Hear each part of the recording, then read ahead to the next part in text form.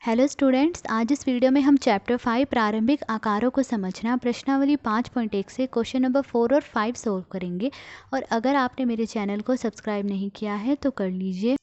अब question number 4 देखिए, एक रेखा पर बिंदु ए, बी और सी इस प्रकार स्थित हैं कि ए बी बराबर 5 सेंटीमीटर, बी सी बराबर 3 सेंटीमीटर और ए सी बराबर 8 सेंटीमीटर है। इनमें से कौन सा बिंदु अन्य दो नौ बिंदुओं के बीच स्थित है? तो हमें ये बताना है इसमें कि इनमें से कौन सा बिंदु जो है बाकी के दो बिंदुओं के बीच स्थित है। तो अब देखिए, उन्होंने कहा है कि ए बी बराबर 5 सेंटीमीटर है। तो देखिए, एक बिंदु मैंने यहाँ 0 पे लगाया और दूसरा बिंदु जो है यहाँ 5 पे लगाया। अब इन दोनों बिंदुओं को हम मिला देंगे।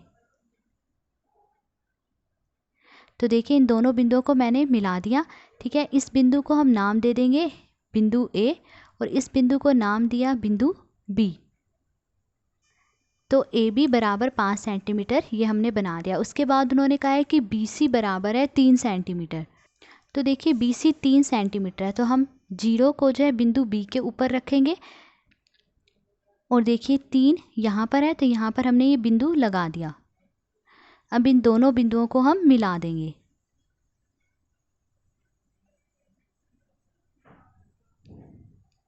और इस बिंदु का हमने नाम दे दिया सी। तो बी सी 3 सेंटीमीटर हमने बना दिया।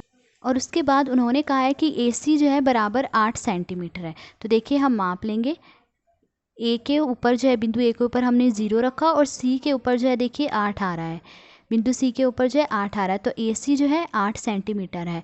और वैसे भी ए बी अगर 5 सेंटीमीटर और बी सी 3 सेंटीमीटर, तो 5 जमा 3 कितना हुआ? 8 सेंटीमीटर। तो ए सी 8 सेंटीमीटर है। अब पूछा यह है कि इनमें से कौन सा बिंदु अन्य दोनों बिंदुओं के बीच स्थित है।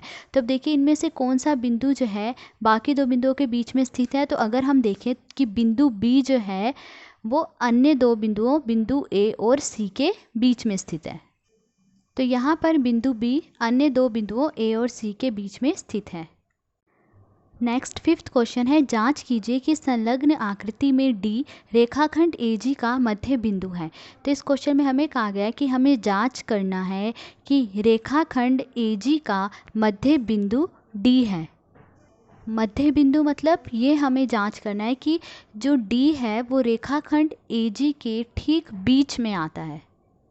तो देखिए, वो हम कैसे करेंगे? हम देखेंगे कि क्या ए से डी के बीच जो दूरी है और डी से जी के बीच जो दूरी है, क्या ये दोनों दूरियां बराबर हैं? अगर ये दोनों दूरियां बराबर हुई तो डी जो है रेखाखंड ए जी का मध्य बिंदु है। तो पहले देखिए, ए से डी तक की दूरी देखेंगे हम। तो अगर हम देखें ए से बी तक 1 इकाई, फिर बी से सी तक 2 इकाई और सी से डी तक कितनी इकाई है? 3 इकाई है। तो ए डी जो है बराबर है 3 इकाई। तो यहाँ पर ए डी बराबर 3 इकाई। उसके बाद अब हम डी से जी तक देखेंगे कितनी इकाई है। तो देखिए, डी से ई 1 इकाई, फिर ई से एफ 2 इकाई और एफ से जी 3 इकाई है। तो डी से जी भी कितनी इकाई है? 3 इकाई है। तो डी जी बराबर 3 इकाई। तो ए से डी तक भी 3 इकाई है और डी से जी तक भी कितनी इकाई है? 3 इकाई है। तो इसका मतलब डी जो है रेखाखंड ए जी का मध्य बिंदु है। तो ए डी बराबर 3 इकाई और डी जी बराबर 3 इकाई, तो इसीलिए ए डी बराबर है डी जी के।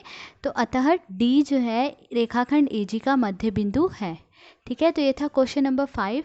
इस वीडियो में हमने क्वेश्चन नंबर 4 और 5 सोल्व करा। अगर आपको वीडियो अच्छी लगी हो तो please like, share and subscribe. Thank you.